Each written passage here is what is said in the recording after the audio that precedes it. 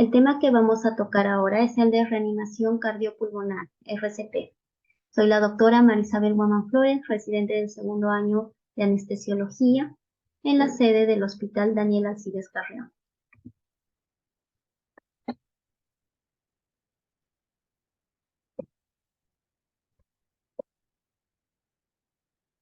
El paro cardiorrespiratorio es la principal causa de mortalidad a nivel mundial. En su mayoría se presentan en un escenario extrahospitalario. Durante el último año se presentaron aproximadamente 350.000 casos de paro cardiorrespiratorio extrahospitalarios, de las cuales solo el 10.4% sobrevivieron. Del total, solo el 39.1% recibieron RCP y solo en el 11.9% se usó el dispositivo que es el DEA, ¿no? El desfibrilador externo automático.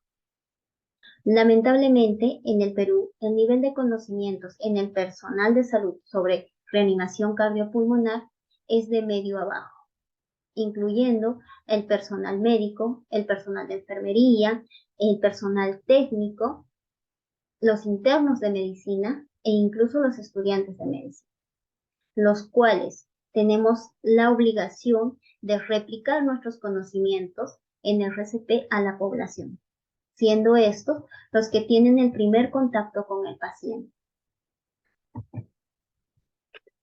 Según la Asociación Americana del Corazón, nos presenta tanto el soporte vital básico, que es el BLS, y el soporte vital cardiovascular avanzado. ¿En qué se diferencian ambas? En que el BLS la puede realizar cualquier persona. Vamos a tener un cuidado prehospitalario y es de importancia vital para el paciente. En cuanto al soporte vital cardiovascular avanzado, será realizado por el personal médico entrenado, en la cual se tomarán medidas avanzadas para salvar al paciente. Aquí presento lo que son las cadenas de supervivencia, tanto a nivel extrahospitalario como a nivel intrahospitalario, ¿no? En la guía del 2020 de la AJA se añade lo que es el último eslabón, que es la recuperación, a diferencia de las guías pasadas. Vamos a ver que esta cadena inicia en un ámbito extrahospitalario con la activación de la respuesta a emergencias, que es fundamental, seguida del RCP de alta calidad, la desfibrilación, el soporte vital avanzado, los cuidados post-paro cardíaco y la recuperación. En el ámbito intrahospitalario, esta cadena de supervivencia va a iniciar con lo que es el reconocimiento y prevención temprana del paro cardiorrespiratorio, seguida de una activación de la respuesta a emergencias, el RCP, la desfibrilación en caso se requiera, los cuidados post-paro cardíaco y finalmente la recuperación, que es lo que se espera. Para nosotros brindar un soporte vital básico, es importante confirmar la seguridad de la escena. ¿Qué quiere decir? Que debemos estar seguros de dónde realizamos o empezaremos a realizar el RCP. No podemos hacerlo en un ámbito que involucre arriesgar la vida del paciente como de la persona que va a brindar el RCP. Observaremos en la persona o la víctima si ésta responde y, como dice la cadena de supervivencia, pediremos ayuda en voz alta a las personas que se encuentran cerca. De esta forma, activamos el sistema de respuesta a emergencias a través de un dispositivo móvil, si es que contamos con este, y debemos de pedir un DEA y el equipo para emergencias en cuanto sea posible. Comprobamos si la víctima no respira o solo jadea, que es importante, y también comprobar si el paciente presenta pulso al mismo tiempo. Ahora, para saber si el paciente presenta pulso con certeza, debemos identificarla aproximadamente por 10 segundos. En caso de que la víctima o el paciente, en este caso, tenga una respiración normal y haya pulso, vamos a controlar estos hasta que lleguen los reanimadores de emergencia. En caso de que la víctima no presente pulso y vemos que ésta no respira con normalidad, vamos a empezar lo que es el RCP. Pero también podemos estar en un escenario donde el paciente presente pulso, pero no respire con normalidad. En este caso, nosotros proporcionaremos una ventilación de rescate, ¿no? Esta cada 5 a 6 segundos, con unas 10 a 12 ventilaciones por minuto. Activamos el sistema de respuesta a emergencias al cabo de 2 minutos y continuamos con las ventilaciones de rescate. Siempre comprobando que el pulso cada 2 minutos aproximadamente. En caso que no haya pulso, deberíamos de reiniciar el RCP. Ahora, si se sospecha de una sobredosis de opiáceos, que sí podría presentarse, debemos administrar lo que es la naloxona si está disponible.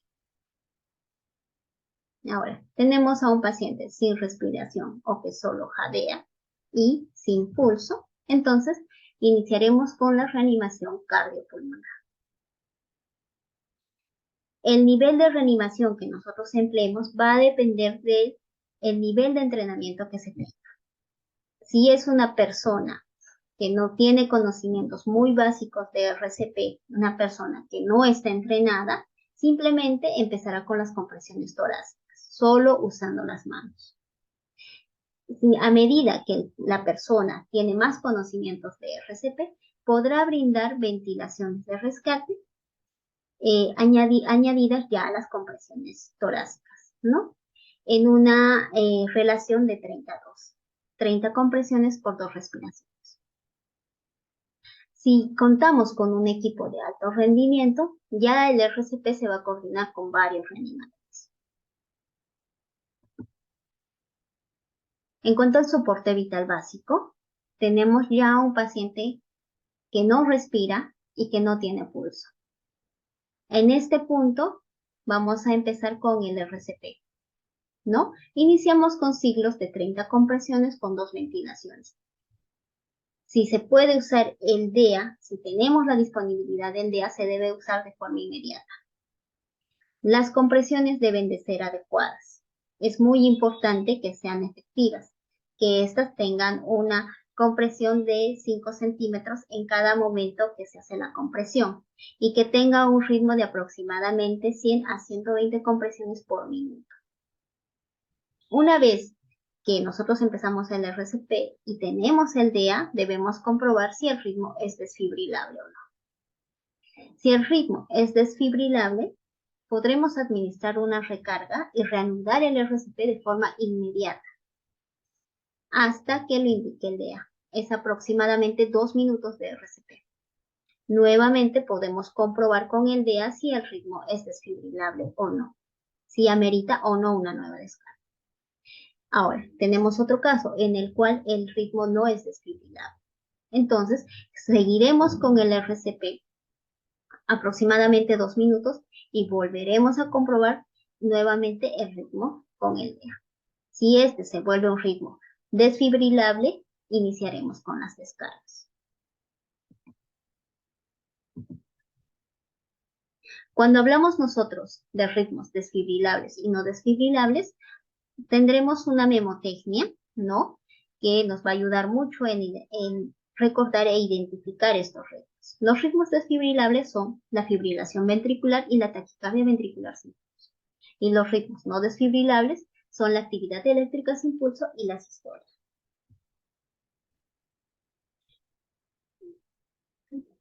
La guía de la Asociación Americana del Corazón nos muestra un algoritmo para el paro cardiorrespiratorio en adultos, ¿no? Esto ya en caso de que se presente un soporte vital cardiovascular avanzado, que es el ACLS. Veremos que en este algoritmo se inicia con un RCP administrando ya oxígeno y conectando el monitor desfibrilador. En este caso, ya el monitor desfibrilador nos va a comprobar si el ritmo es desfibrilable o no. Si el ritmo es desfibrilable, es decir, estamos frente a una fibrilación ventricular o una taquicardia ventricular sin pulso, iniciaremos con una descarga. En caso de que el ritmo no sea desfibrilable, administraremos adrenalina, una ampolla o 1 miligramo. Si el ritmo es desfibrilable, se hizo la primera descarga, continuaremos con el RCP durante 2 minutos. Es importante acceder o tener un acceso intravenoso o intraóseo en caso de que no se pueda tener un acceso venoso de forma inmediata. Comprobamos nuevamente si el ritmo es desfibrilable o no.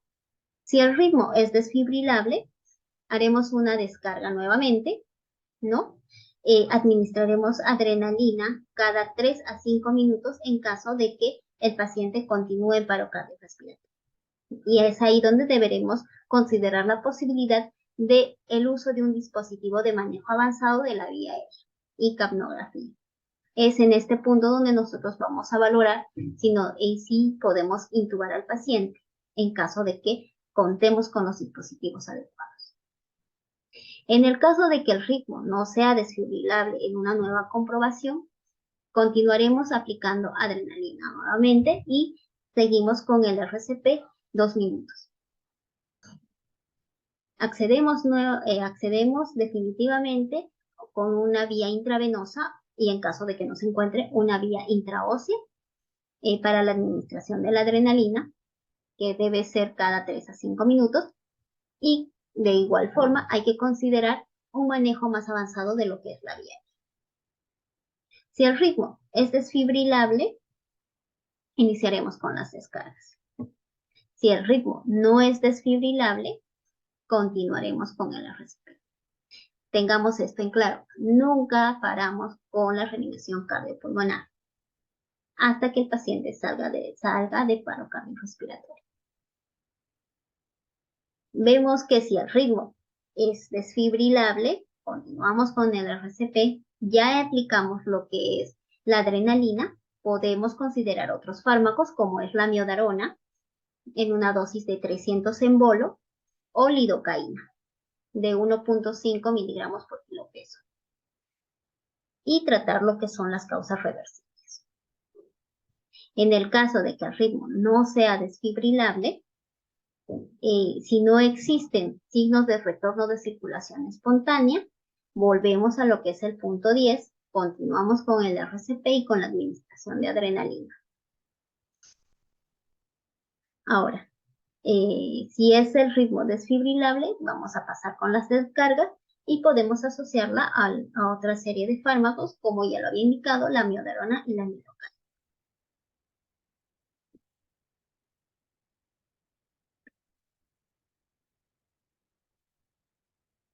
Hay casos en los cuales es necesario o llegamos a tener un acceso mayor de la vía aérea.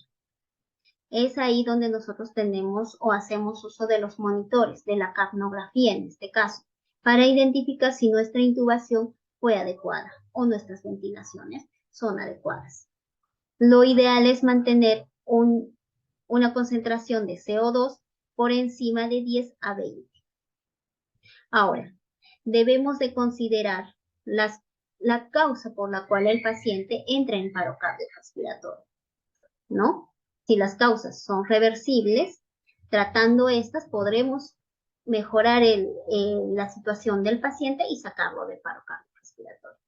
Entonces, aquí recordaremos cuáles son las causas reversibles, las 5H y las 5T, como son la hipovolemia, la hipoxia, la acidosis, la hipo o hiperpotasemia, la hipotermia, ¿no? Siendo estas las 5H y las 5T, que es la tensión o el neumotórax, el taponamiento cardíaco, las toxinas, la trombosis pulmonar y la trombosis coronaria. Ahora, el manejo avanzado de la vía aérea es muy importante. Si nosotros hacemos compresiones adecuadas durante el RCP y manejamos bien la vía aérea, tenemos más probabilidades de éxito. Entonces, el manejo avanzado de la vía aérea implica lo que es la intubación endotraqueal o el uso de un dispositivo supraglótico para el manejo avanzado de vía aérea. Debemos considerar la situación del paciente. Si el paciente presenta un trauma cervical, entonces, o es muy difícil el acceso de la vía aérea, optaremos por un dispositivo supraglótico. En el momento que nosotros empezamos las ventilaciones, debemos de tener en cuenta que la vía aérea debe estar despejada, ¿no? Verificar que no haya ningún cuerpo extraño y hacer una ligera subluxación para poder hacer una ventilación adecuada. Incluso en el momento que nosotros vayamos a intubar al paciente, valoraremos esto. Si tiene una lesión cervical, optaremos por no hacer esta subluxación y tener mucho cuidado en el momento de hacer la laringoscopia. Una vez que nosotros tenemos acceso a la vía aérea, hay que comprobar esta mediante la capnografía, ¿no? Y en los valores de CO2. Entonces, es importante el manejo avanzado de vía aérea, realizar una ventilación cada 6 minutos o 10 ventilaciones por minuto, ¿no? Con compresiones torácicas continuas. Nunca se paran las compresiones torácicas. Es importante, básico y fundamental en el RCP.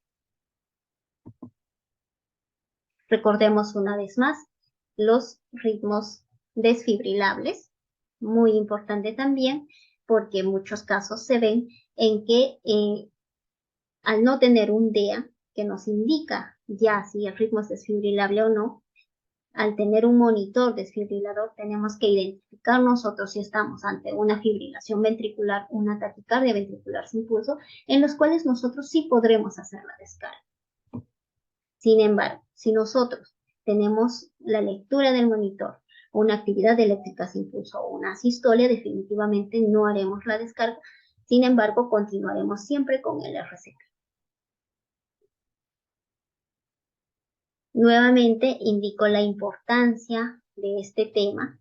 Saber la reanimación cardiopulmonar es fundamental en nosotros los médicos, porque sabiendo nosotros o teniendo el conocimiento, revisando las guías, podremos nosotros hacer la enseñanza o la réplica al personal no implicado con la salud, ¿no?